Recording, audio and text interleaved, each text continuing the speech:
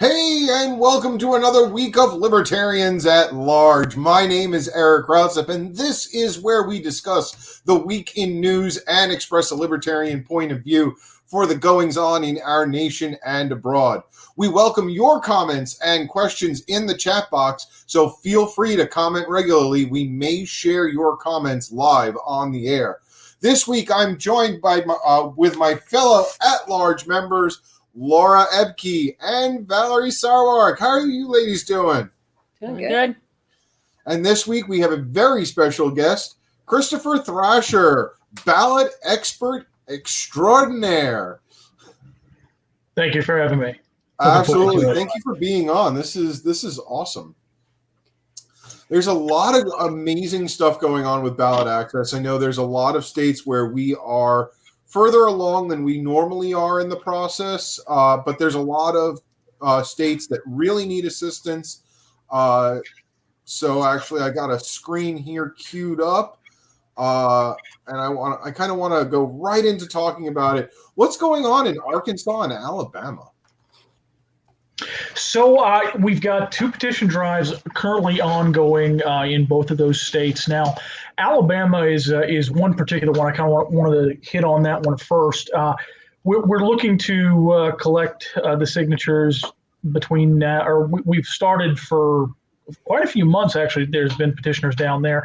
Alabama is one of the hardest states in the country when it comes to a party petition. So what we're doing, it's not just to get one candidate on the ballot. We are petitioning in Alabama to get the Libertarian Party itself to have our own ballot line. And it's been, I'm not sure if we've ever had it in Alabama. It's certainly been a long time if we have. So that's probably the one that needs the most fundraising at the moment, because we need about 50,000 signatures. It's I believe the exact number, somewhere around 55,000, but that's valid signatures.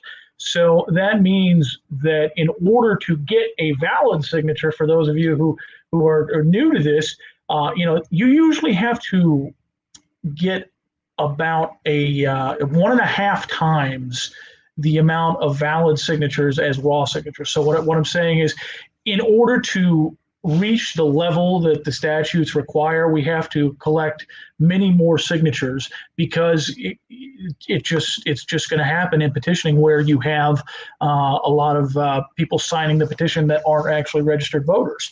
So it's a colossal effort, and again, we're looking at about needing about $100,000. We've had some very, very generous donations from longtime libertarians across the country, as well as the state party of Alabama, to start the effort and make sure that we get the effort underway in time to have the document, or have the signatures collected in time. But we do need some help from libertarians across the country just to pitch in if you can. And if you can, please go to lp.org/ballot access to help contribute to the Alabama effort. And also, so Arkansas is another one where we've had some pretty good results in the past from our presidential races. But in Arkansas, it's a very small window to collect 10,000 valid signatures. We only have 90 days, and we need about $12,000 towards that effort, just to make sure that we're hitting all the goals to get that underway. Arkansas.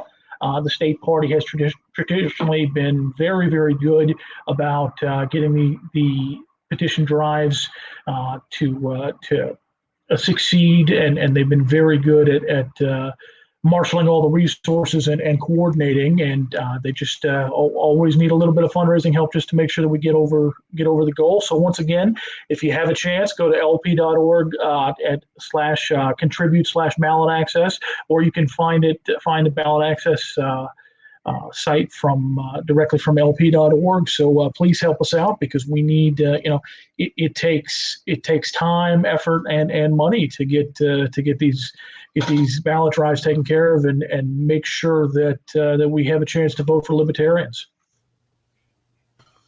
That is awesome. Yeah, no, that is. And correct me if I'm wrong, but I mean, this will get us on the ballot for the congressional races here in 2022. but that retains for the presidential election in 2024, correct? So with Arkansas, and certainly with Arkansas, that'll take care of the of 2024. In Alabama, I believe that it will, in order to get I'm trying to think here. I believe it's the gubernatorial race in Alabama, and there's a certain threshold of votes that you have to get in order to retain ballot access for 2024. For Arkansas, I believe it would be through 2024, but for Alabama, there will be certainly the election in 2022 makes a difference. And again, these, I know we're here as I'm a member of the National Committee, Ballot Access Committee, and of course you all with our LNC at large members here, and we're talking about the National Party, but this is a partnership with the state parties, and we could not achieve the success that we've had in the past with ballot access without the efforts of the state parties. Alabama, another one of the state parties that are doing a great job getting this petition drive underway. We've had some petitioners down there for quite some time, and now looking to ramp it up as best we can to meet the goals.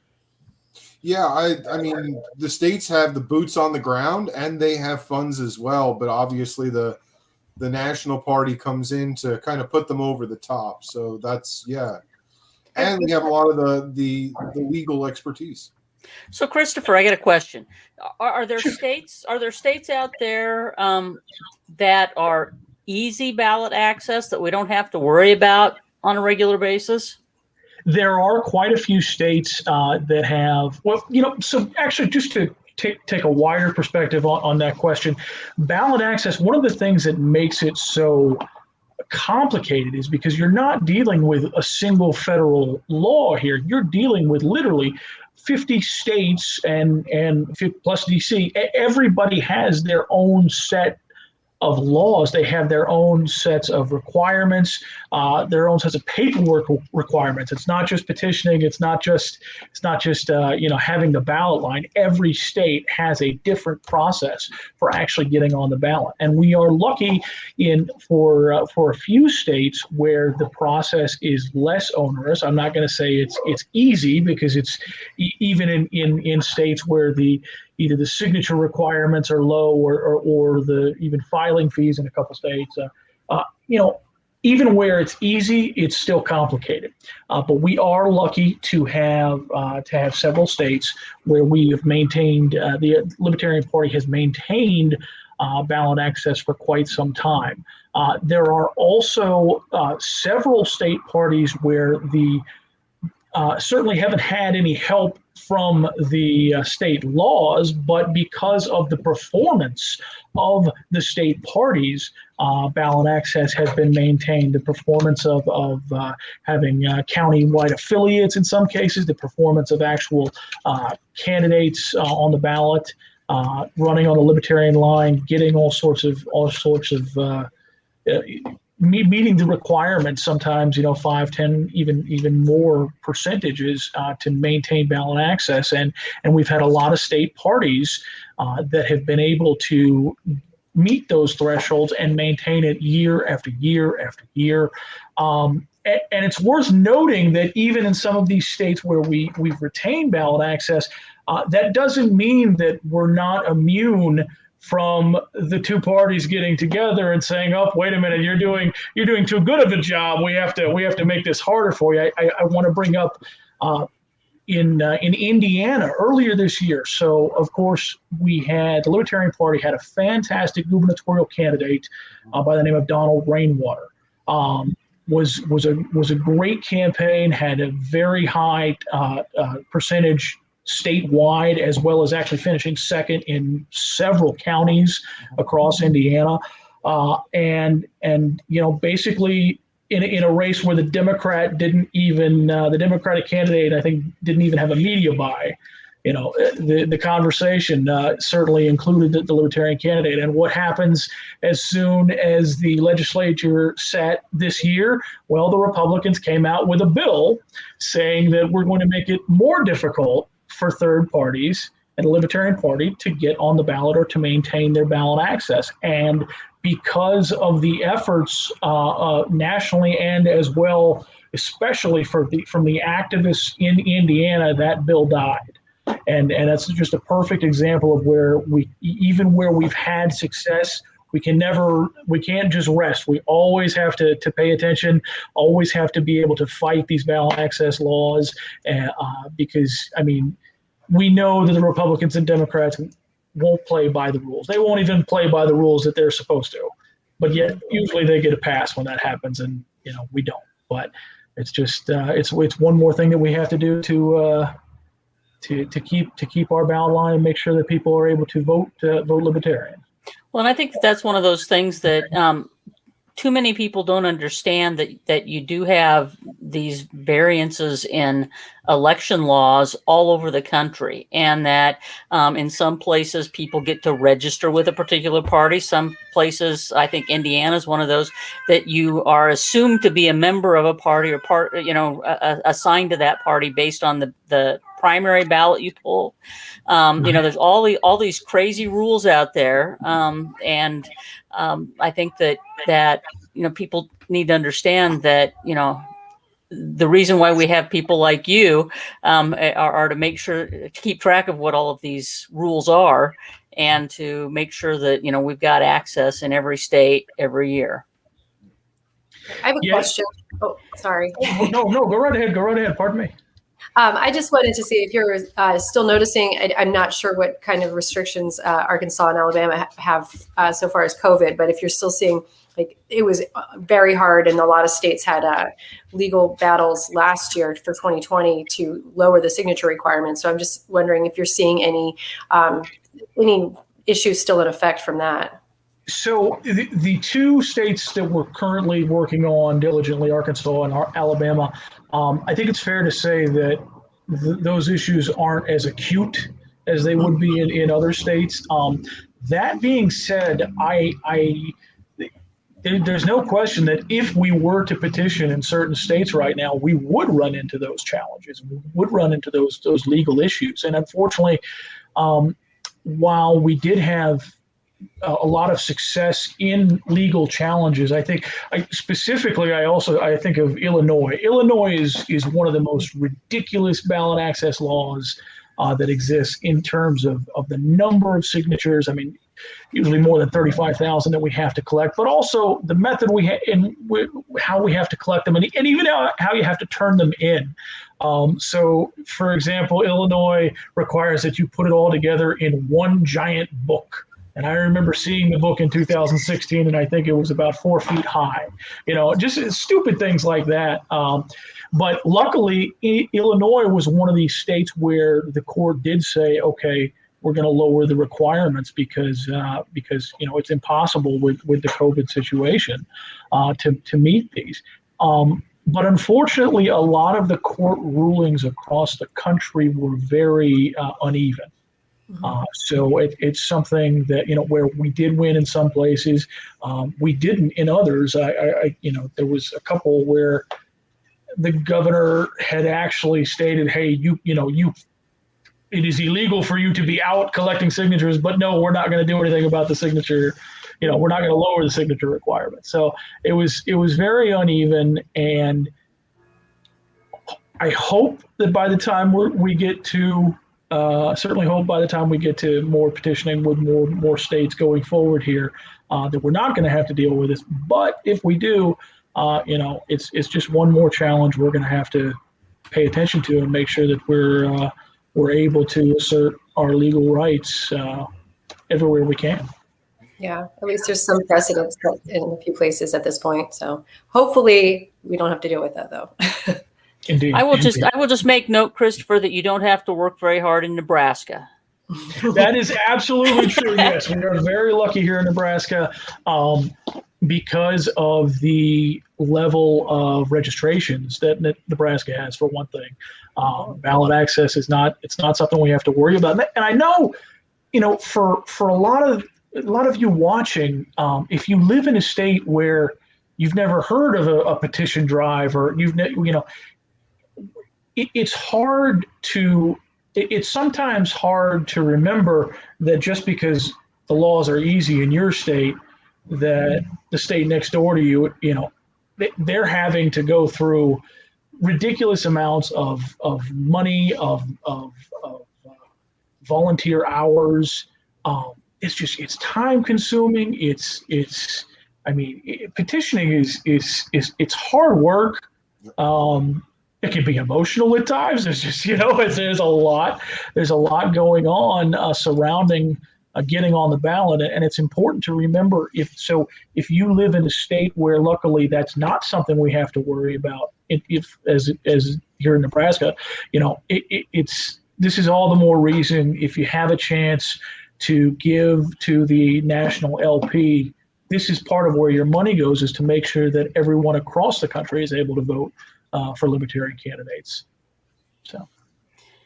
So first of all, Bonnie, I saw that you messaged a little while ago that you had donated back on Tuesday to the Ballot Access. So I just wanted to say thank you for donating. Christopher, can you kind of go over a story where there was a very difficult ballot access that we actually kind of pulled through at the 11th hour? I know a couple of people have been talking about Maine in 2020 here. So if you could kind of give us some ideas of some of the real challenges and tribulations out there. Well, Maine is certainly the one that comes to mind just from this last year. But I've got no shortage of, I'm sure 4 a.m. before the turn-in date, counting petitions and verifying and making sure we're right at the numbers. But so specifically in 2020, there was a situation with Maine where actually let me back up here. So Maine has a very odd ballot access law in that in order to get on the ballot, there's as a party, it's tied to the voter registrations, but there's you meet one number and then you have to meet a second larger number by the time of the next election. So Maine, we had a situation where the Libertarian Party met and exceeded the number of voter registrations necessary to be on the ballot, and then just missed the number for the next deadline. And the Secretary of State decided to throw out all of the registrations that the Libertarian Party currently had, so they had to start from scratch. So there's ongoing litigation against the state of Maine to at least reinstate the will of those voters who already registered as libertarians. So partly because of this ongoing litigation and this question of the status of the ballot access, the petition drive in order to get our presidential candidate Joe Jorgensen and the ticket with Spike Cohen, in order to get them on the ballot, the petition drive needed some serious help towards the very end. I believe I can't recall the exact dates, but I believe it was an August deadline. I know it was about a week before I started law school, because what I was told it was the deadline, and I got a phone call as I'm here in Omaha saying that we need some help in Maine. So and this was I think we had about maybe 4 weeks to get the number of signatures. So I then traveled to Maine. We were able to get some not only some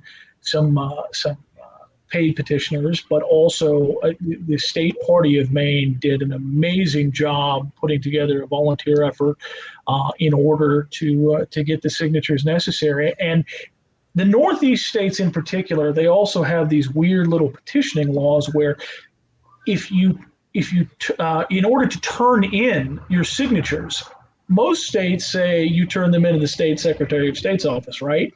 Well, in Maine, you actually have to turn them in to each town clerk for verification.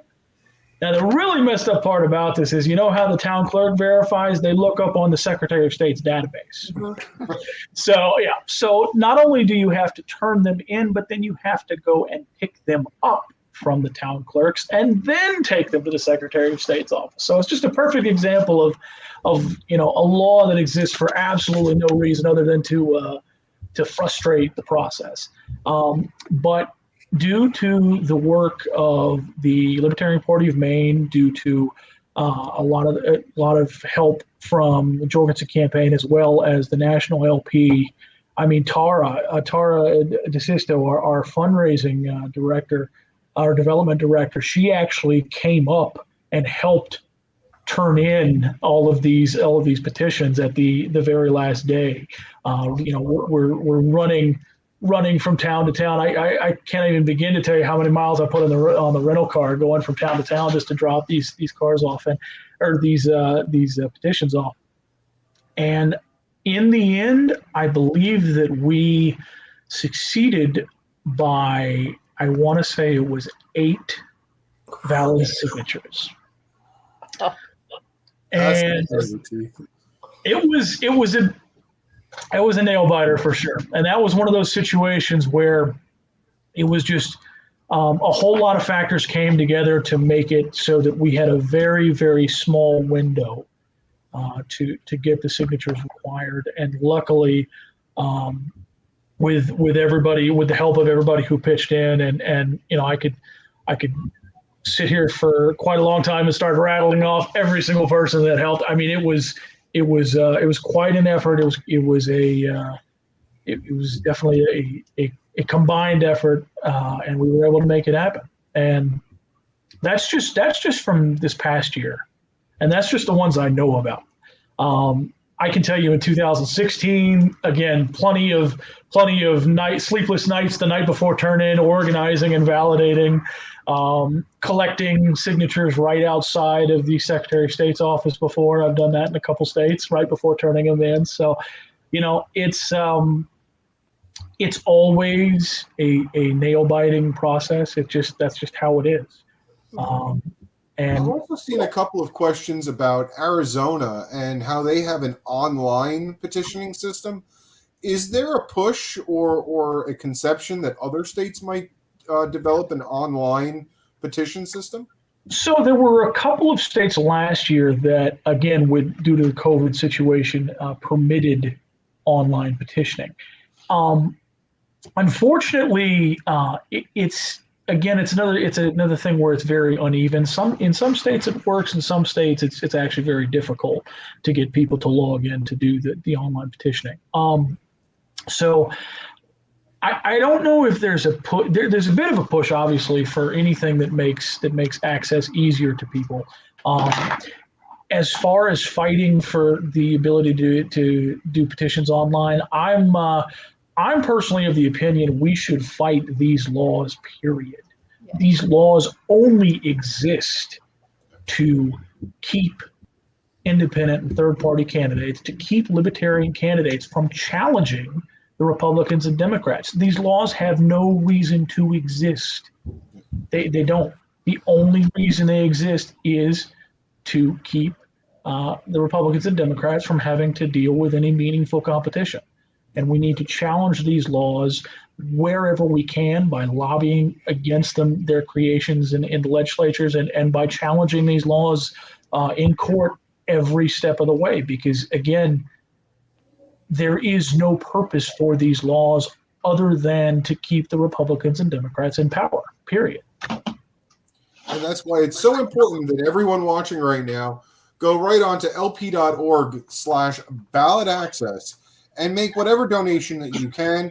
Or if you can't make a financial donation, go on to lp.org/volunteer and make sure that we know who you are so we can have you help us make sure that we have 50 state ballot access yet again, not only in 2022 for all the congressional races, but also in 2024 for our next presidential race, which amazingly enough, we're already gearing up for. Can you believe it?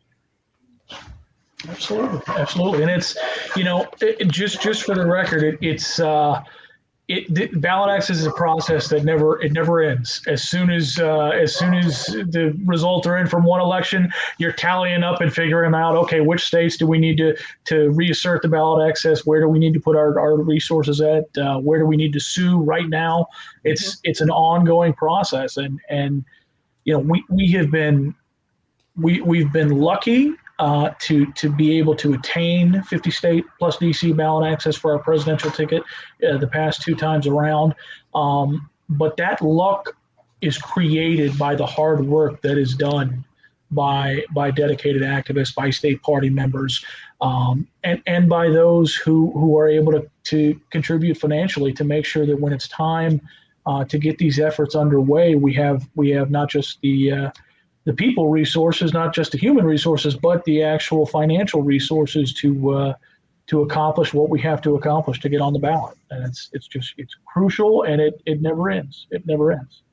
Well, and the other thing I also want to remind everyone that's watching is just because your state may have ballot access for the Libertarian Party, I still want you to go out there and donate at lp.org/ballot access to make sure everyone in the United States has the ability to have a third party or more than just the original 2 duopoly old party choices.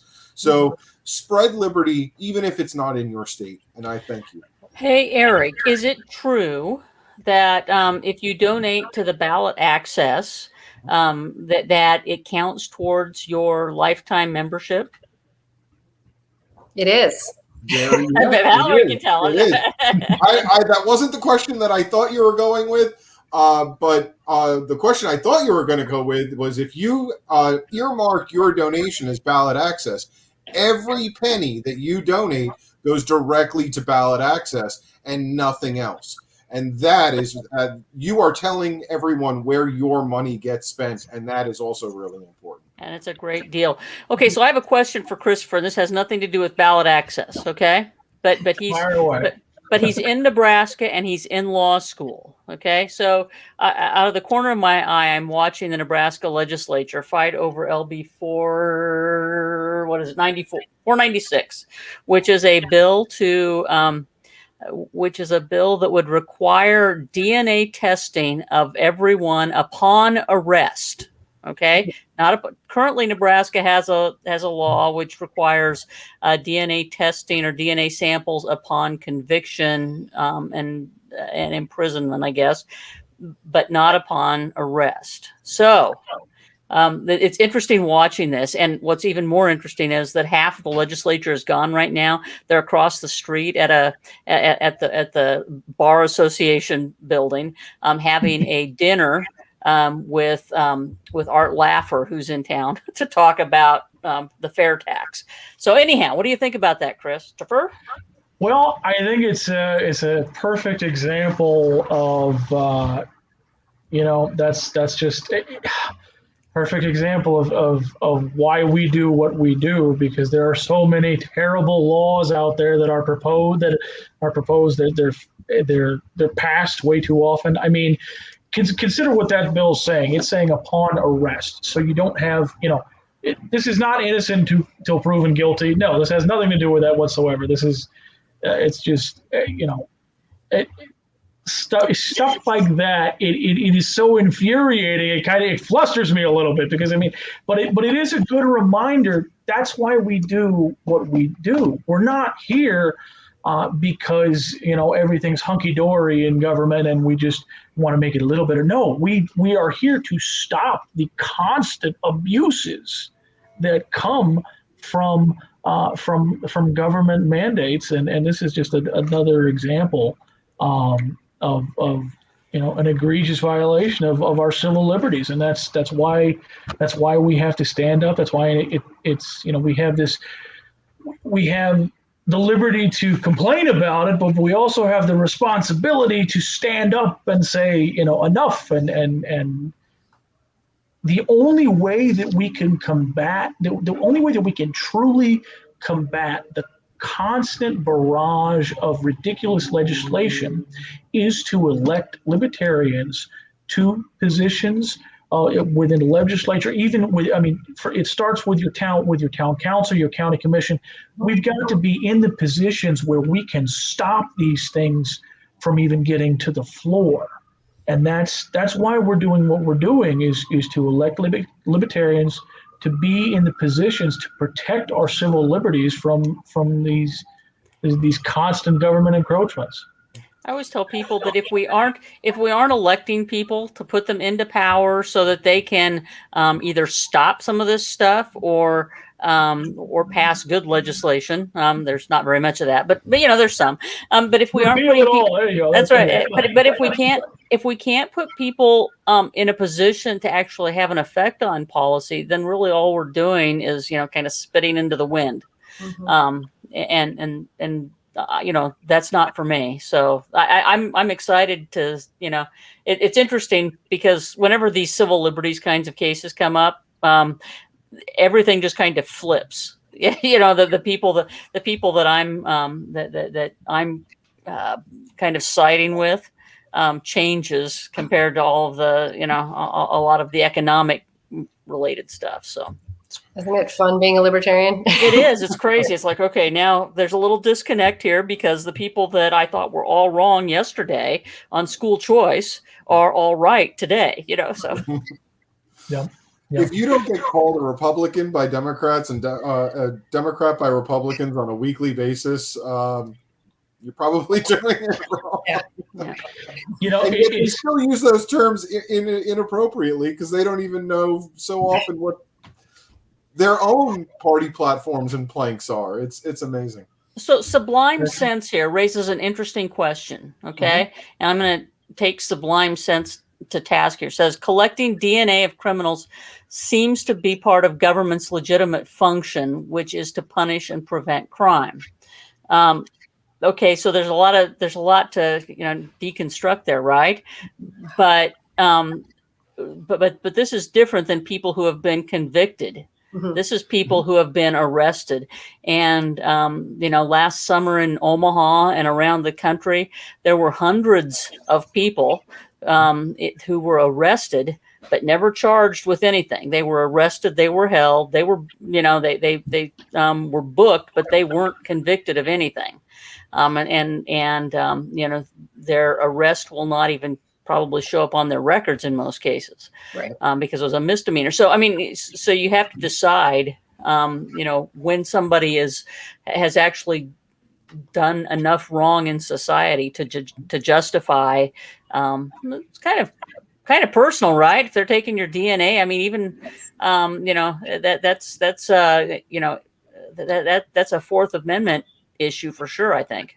And that's not even to talk about the racial discrimination or gender discrimination from our police forces around the country, that we're going to have a very skewed or deliberately developed DNA tracking system within the country, which would be completely fallacious. That's big. There's no other way to put the point on that one. So we're gonna profile you, and we think you might be questionable. So we're gonna arrest you. We're gonna get your DNA, and then we're gonna go on a fishing expedition, right? Exactly. The problems with that are many. And so you know what time it is? It is time for the news quiz, provided by PBS Washington Weekly. Let me bring that up. This is when we have fun, Christopher. So sounds good to me. Okay. So much I've been in a bit of a bubble for the last couple of weeks studying for my finals, so I feel like I'm at a slight disadvantage at the moment. But so I have to say I'm a little excited because PBS got their weekly quiz out early today, because it usually doesn't come out until about 10 p.m. Eastern. But this is next week's quiz, so hey. Oh, good. So we have current events. This is actually current events. That was my best subject in 9th grade. I sat in the front, and the teacher would always ask for current events, and I was always the one raising my hand in social studies, So yeah, because he really didn't want to teach. I don't think. So, question number 1: what action did Facebook's oversight board take this week relating to Trump's account? Did they restore former President Trump's account, delay on a decision for 6 months, or permanently ban former President Trump's account? Well, he didn't get access back, and Permanently banned. they did. I just thought Lauren Braun, or what's her name? That Lauren Braun, is that her last name? I thought they kicked the ball down the. I thought they kicked the ball down the field and said they'll revisit it. That's And what he's continued to be banned right now, but it's not permanent. everybody's saying. Okay. Oh, maybe I'm wrong. Maybe That guy permaban. Eric said delay. I don't know. I don't know. I mean, but hey, we've got Tim and Jared are both saying permaban. It seems to be the Erics that think this is a delay because we have another Eric saying that it was a delay. Blind sense the name I was trying to say. But permaban is definitely. David's also saying that he heard that it was review in 6 months, but banned for right now. So I'm saying delay. What else? What is everyone else saying on the board here? So I thought it was delay because that person whose last name I cannot say for some reason was like complaining all over Twitter everywhere, like this is an injustice to our society and this is a violation of the First Amendment. Like you have to give President Trump his rights back right now. And so that's what I thought it was a delay. First of all, it's a private company. Right. Whatever, but okay. So you're saying delay as well, Valerie. Christopher, what are you saying? I'm going to defer to those that are saying delay because I knew that he's currently still banned, but I didn't see that it was permanent or delayed, and for me it just would make sense if they just kicked the can down another 6 months. Yep. There's probably Laura. heart attack before then. Okay, I don't care. All right. And that's correct. There we go. They delayed by 6 months. What's everyone's opinion on this? I mean, obviously, I don't think we have any real Trump lovers here. But I mean, there was a like today for 12 seconds. Trump press releases got a Twitter account, and then they found out it was him, and they deleted that one too. So, I mean, he did incite violence, right? Yeah. So that's probably a pretty serious offense. But if you're going to give it 6 months to review and see what happens, I feel like in 6 months, they're just going to be like, everybody forgot about this and you're still banned. Right.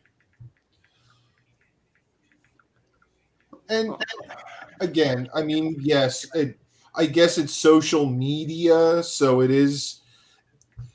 Facebook also argues that they're a social club and they argue that they're media. So right. They don't even know what they are. So we have to. I mean, if they're truly a media outlet, okay, maybe they fall under First Amendment rights, and you have to grant people free speech. Mm-hmm. But if they're an open social club, then they're not part of free speech because now it's a membership. Because there is a membership to be part of Facebook. You have to give over your personal data, your everything. So it's really interesting. I don't even know how to define Facebook. And if they're a news outlet, then the permaban is wrong, according to our Constitution. And if they're not a news outlet and they're more of a social gathering group, then they don't fall under that. So I don't know. Christopher, you're studying to be a lawyer. How would you define Facebook? Well, at this point, to me, unfortunately, I don't know if the legal question is the real question. I admit to being personally conflicted about this because, yes, Facebook, Google, etc., they're Twitter, they're private companies. But that being said, I don't think anyone can look at the outsized influence that, in particular, those three companies, Google, Twitter, and Facebook have, the influence that they have, I don't think anybody can look at that and say it's a good thing that based on their whims, anybody can be any kind of information can be deemed, not able to be disseminated. But again, do I want government to be the arbiter of such a thing? No. So right. I admit to being very conflicted about this, but I do think that people, and again, this is aside from the whole Trump situation, just in general, I think private corporations that have such a huge influence on our daily lives, to have them have the ability to cut off any information they deem inappropriate, it's a slippery slope, and I am truly not quite sure how it should be handled at this point. And someone also made in the comments that Facebook is not a legitimate publisher, but the courts have actually decided, some courts have decided that they are, and some courts have decided that they're not. So they're still riding that gray zone, even with the legal system in the United States. So it's really interesting, and I'd love to see where this actually plays out, but we'll go on to the next question. The Atlanta Civil Service Board made which decision regarding Garrett Rolfe, the police officer who was charged with Rayshard Brooks' death? So, not allow the officer to work within the state of Georgia for at least 2 years, place Officer Rolfe on permanent administrative leave, or reinstate the police officer's position. Oh my gosh, I just saw this and I don't remember. I think he got his job back, didn't he? But in a different precinct or something. Actually,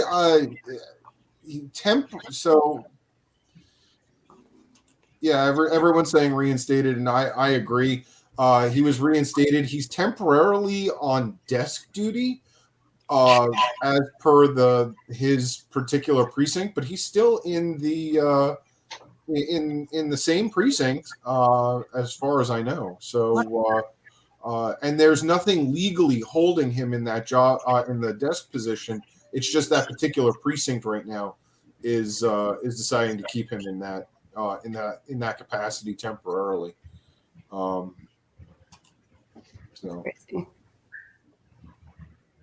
Oh, actually, no. He will remain on administrative leave. So I guess the department has actually decided to not have him in a desk position temporarily. But the last I heard that he was actually going to have a desk position for a short time. Crazy. But of course, he's still getting paid with taxpayer money. Right. Of course. No. We can't have should him be paid out. Of course, and if any lawsuit would result in some sort of judgment, of course, who's going to pay that? Well, the insurance that your taxpayer money pays for as well. So right. Anyway. A federal judge ruled this week that the CDC does not have the legal authority to do which of the following: mandate restaurant workers to get COVID-19 vaccinations, provide COVID-19 vaccination preferences for those 65 and older, or issue an eviction moratorium. They shouldn't have the legal authority to do any of those things. I was about to say, I wish the answer was all of the above, but I believe it. Yeah. They really should be all of the above. But as far as I know, the CDC has not mandated restaurant workers to get COVID-19 because the CDC realizes that everything has the temporary approval, and you can't make a temporary approval or an emergency approval mandatory, even though there are 2 school districts in the country who are trying, but are likely to lose that court battle. Provide COVID-19 vaccination preferences for those 65 or over. I don't even know what that would be. Sounds fancy, but I don't know. And I do know that the CDC has issued an eviction moratorium. And there was a lot of HUD was really pissed off at the CDC when they announced this. So I would not be surprised if HUD is going after the CDC on this one. It doesn't really seem like that. Really doesn't seem like an eviction moratorium ought to be within the. I mean, it's not even vaguely in the purview of the Centers for Disease Control. So. Right. It's quite a stretch.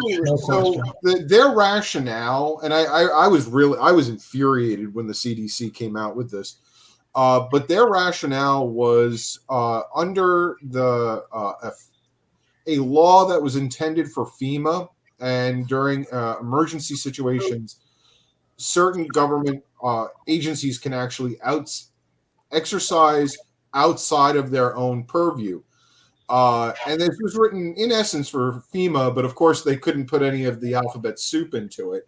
And the CDC just kind of said, "Yep, that applies to us, and we'll just issue an eviction moratorium."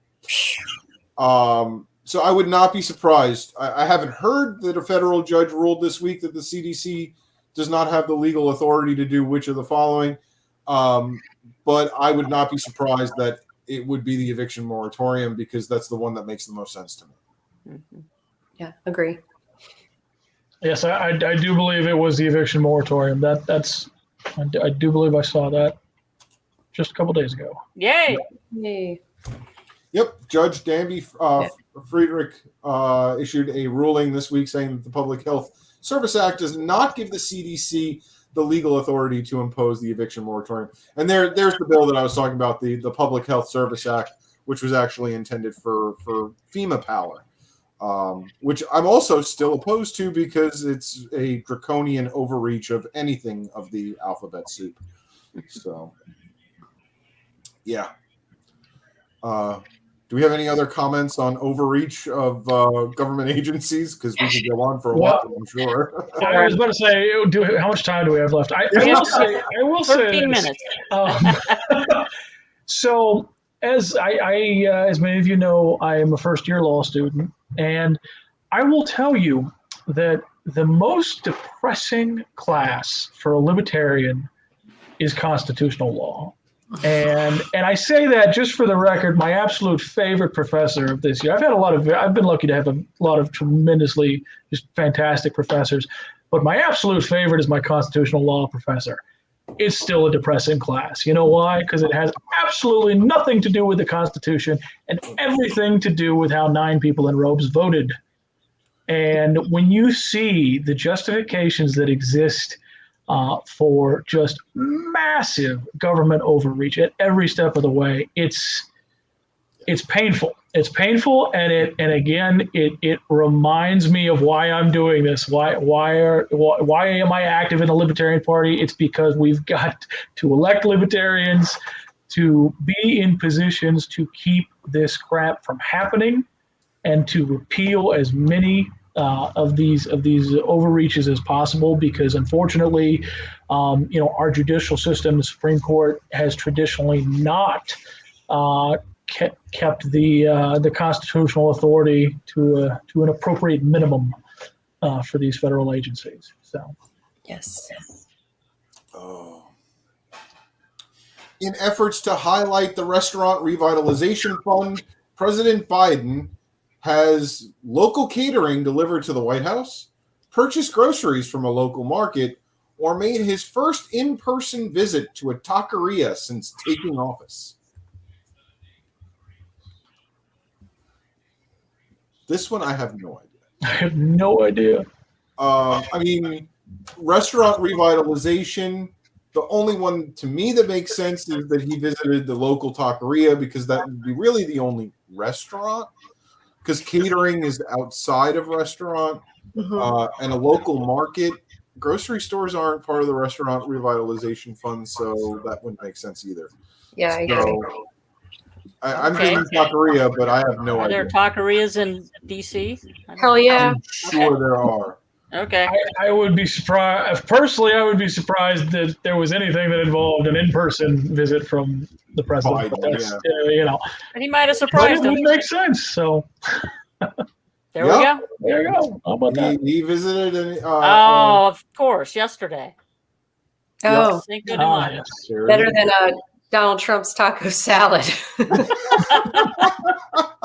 I still remember that. Oh Lord. Oh, that was hysterical. Mexico taco salad. Okay. Yeah, it was the first to be approved a grant for the U.S. Small Business Administration Restaurant Revitalization Fund. The restaurant was given $600,000 from the fund. That restaurant? The restaurant, yeah, that restaurant was granted $600,000 from the fund. Good Lord. And that covers the expenses of building an outdoor patio space, according to the Washingtonian.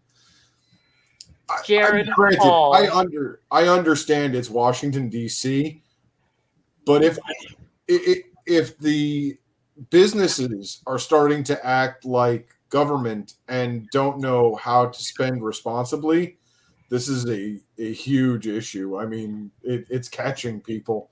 This might be COVID 2.0. I don't know. Jared Hall has the best kind of taco salad. The taco salad with Dorothy Lynch dressing. Christopher, have you run into Dorothy Lynch dressing yet? I have not. Should I put that on the list? You should. Yep, it should be available in any grocery store in Omaha.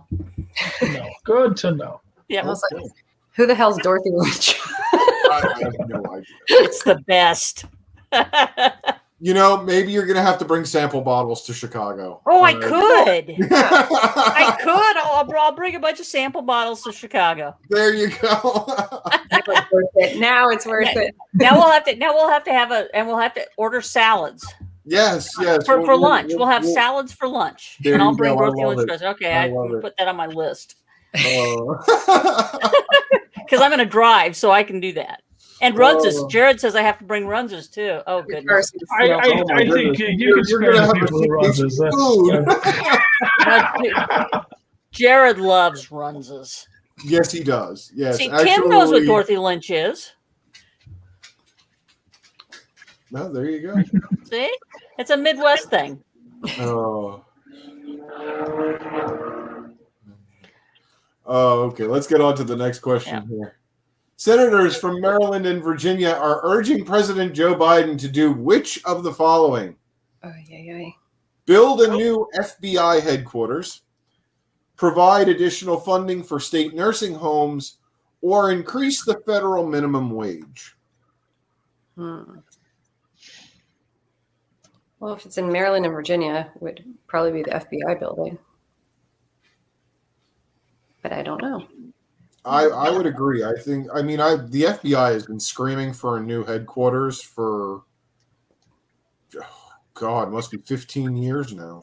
Who cares? If not more. I mean, they're jealous of Langley is really what it comes out to be. ridiculous. But David Davis is saying minimum wage. And Juan is saying provide for nursing homes. I feel like it's nursing homes, but I don't know why. I mean, all three of these I can see Maryland and Virginia begging for.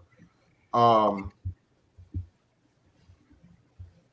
have no idea. They don't care. I'm from Virginia. Nobody in Virginia cares about old people. Okay, well then it must be the FBI, huh? Watch me be wrong. My grandma's in a nursing home. So Valerie, you're saying FBI. I agree, even though I'm not sure. Laura, you're saying I don't care. Yeah. Christopher, what are you saying? I have absolutely no notion on this one. So okay, so we've got 2 abstains and 2 FBI, so we're going FBI.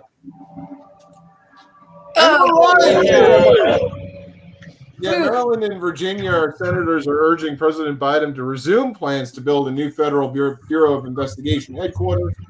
A letter was sent last Friday on constructing the new headquarters. Maryland senators wrote the current building has crumbling facades, aging infrastructure, and security limitations. Womp womp. Yeah. A COVID question. The federal government reported the COVID-19 pandemic may have contributed to a decline in which of the following? I know this one. College applications, the U.S. birth rate, or remote jobs? Birth rate. Birth rate, for sure. That's the birth rate. Everybody Which got kind of surprises me. Everybody kind of thought that everybody's going to be at home and, popping out kids, I guess. I don't know. No, they're like, oh my God, why am I married to you? Get away from me. Well, maybe. And maybe it's a matter that they were, I think some people said, why would we want to bring kids into the world during a pandemic? And, My sister's giving birth next month from her pandemic baby. Pandemic baby, yeah. And COVID baby, yeah. And her oldest son was born like right before COVID hit. So he didn't get to leave the house for 6 months, basically. So I'm going to rewind one question here for just a second, because David Davis says, but the old FBI is still worth millions. Why have a building that's worth millions when you can build a new one for billions? That's the way the federal government thinks. So, but yeah, you're absolutely right. It's worth millions. But yeah.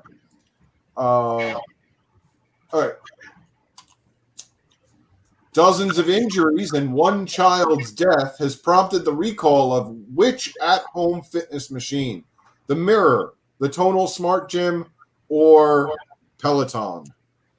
I think it was a Peloton. It was a Peloton. Yep. Yeah, it's the Peloton treadmill. Oh. Yep. So that'll be. It was announced in recalling that it's Tread Plus and treadmills after the U.S. Consumer Product Safety Commission warned that dozens of injuries and a child's death were linked to the machines. Peloton's now offering full refunds for the machines, which cost $4,300 and include a 32-inch touchscreen. What? I don't know about you. I could never pay $4,300 for a treadmill. But that's just my opinion. No. I'll probably never be confused with somebody who uses a treadmill on a regular basis, but I just got to say, everything about this craze, if you will, from the get-go just seemed absolutely ridiculous to me. And so, madness. Apple is introducing a new advertising slot in the App Store. That will do which of the following? Track customers after searching in the App Store, sign up customers for exclusive deals in the App Store, or target customers before they search in the App Store.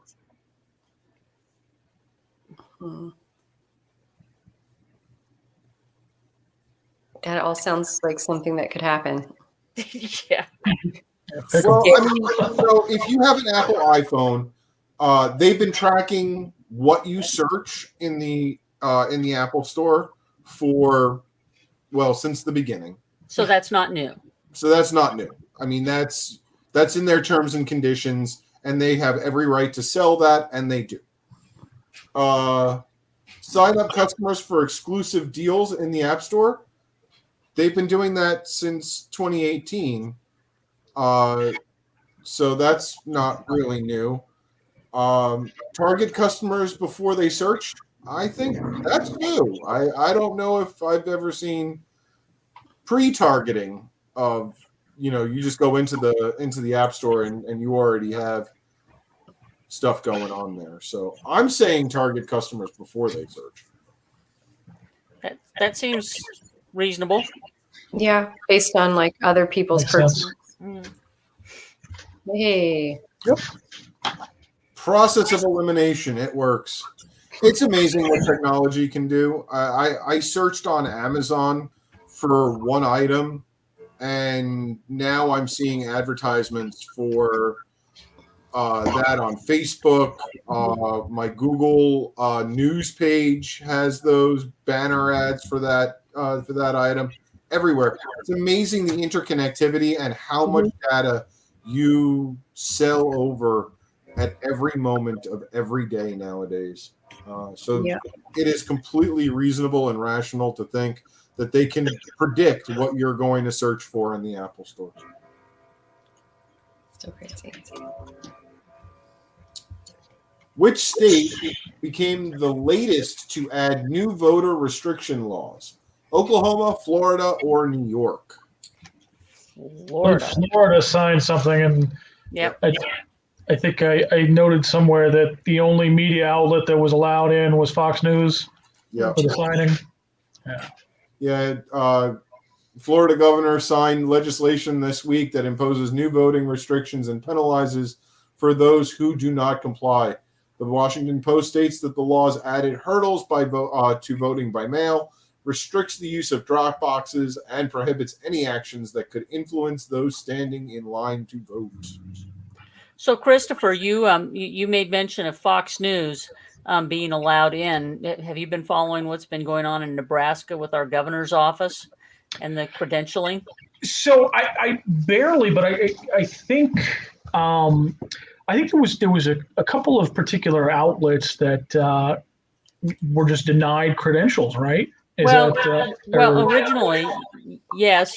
There's a group in North Omaha, or in Omaha, the Voice, I think, is what they called themselves, maybe something like that, and they were denied because they weren't seen as real news, even though they have a regular online news, and they were founded by some folks that are associated with the Omaha World Herald. Well, in order to change credentialing, they basically said all news media, in order to get in to the governor's press conferences, have to submit, what their business plan is, and what their, and all. I mean, it's crazy stuff. Oh, wow.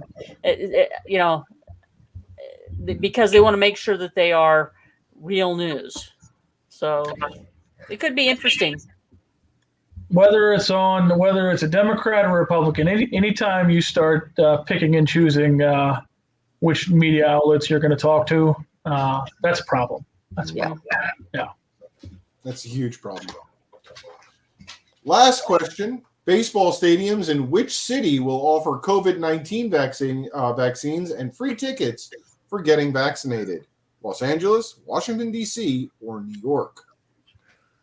I saw the Yankees involved in that one, so I know it's not DC. That's what I was going to say. I follow the Nats pretty closely, and I haven't seen anything like that.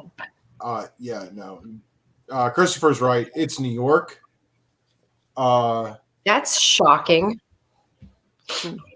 And I was trying to fine people for inappropriately giving people vaccines.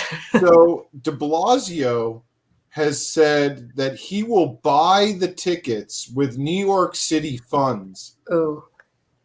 New York City already is running in a huge deficit. I mean, it didn't even come close to balancing the books for the last couple of years. And now every New Yorker who wants to get vaccinated from this point forward, and if they do it at a baseball stadium, either Shea or the Yankee Stadium, it's not even Shea Stadium anymore, it's City Park. The city of New York will buy you a baseball ticket. Good Lord. And there goes New York, people. There's no money left. And they are about to have a huge problem with all these rents that are due.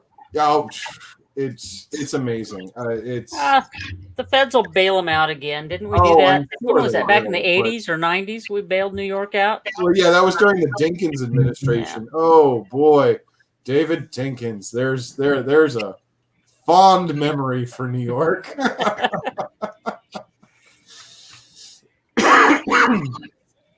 And that brings us to the end of the quiz. We got 100 people. Woo! We know our current events. Laura, you can say that you continue to excel at current events. That's right. So That's right.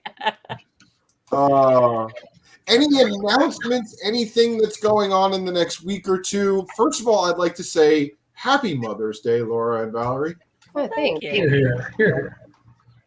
Thank you. But do we have anything going on? In addition to Mother's Day, okay, I've got to announce this. In addition to Mother's Day on Sunday, I'm also celebrating my wedding anniversary. 20 years. Oh, 20. Double that and you get it right. Congratulations. Congratulations. Thank you. Congratulations. I have a quick. Sorry, I just people who've been following along. The winner of the Affiliate in the Box contest was announced Monday, and it was Morgan County, Indiana.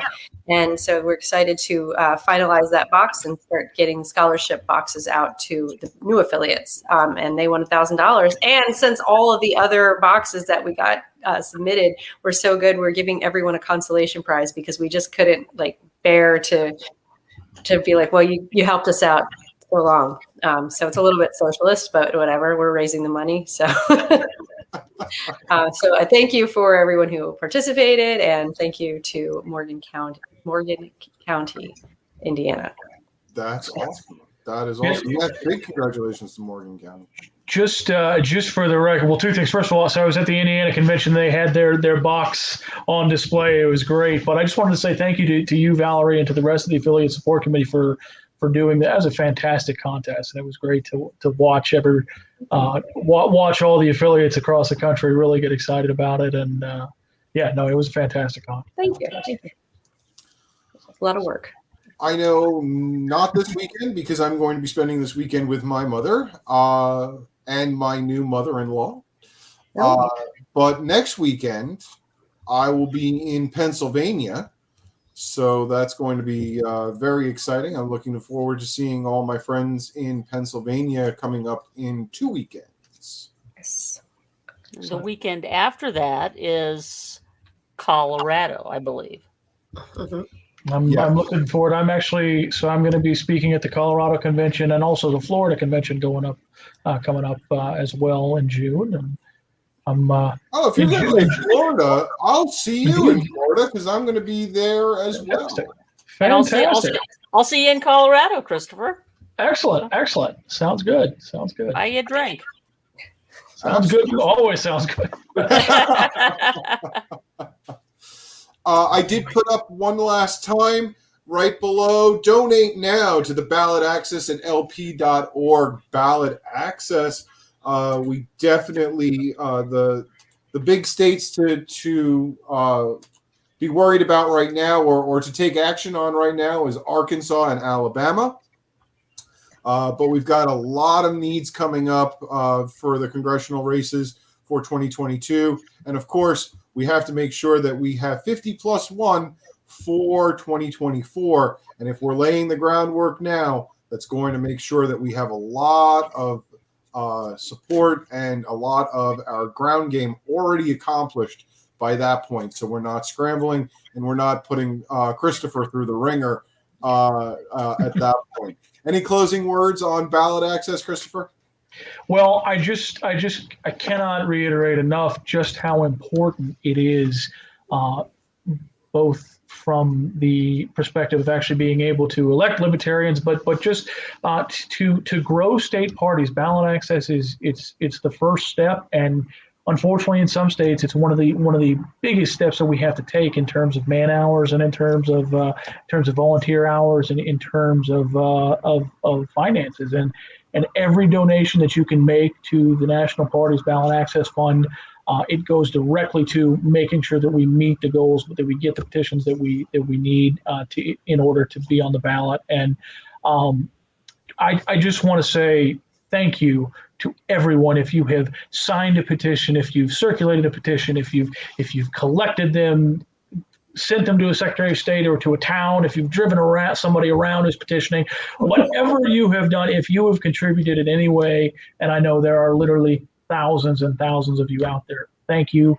I know I talk about a lot about ballot access, but it's not a one-person job. There is no possible way I would be able to do this alone. Nobody could do it alone. And just thank you to each and every one of you who make sure that we all have a chance to vote for libertarian candidates. And let's continue to do so and make sure we get 50+1 the next time around. Absolutely.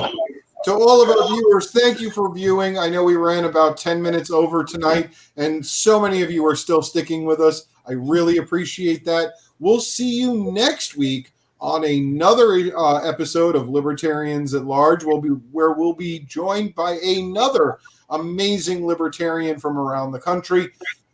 Everyone have a great night, and until next week, see you then. Bye-bye. Thank you. Thanks, everyone. Take care.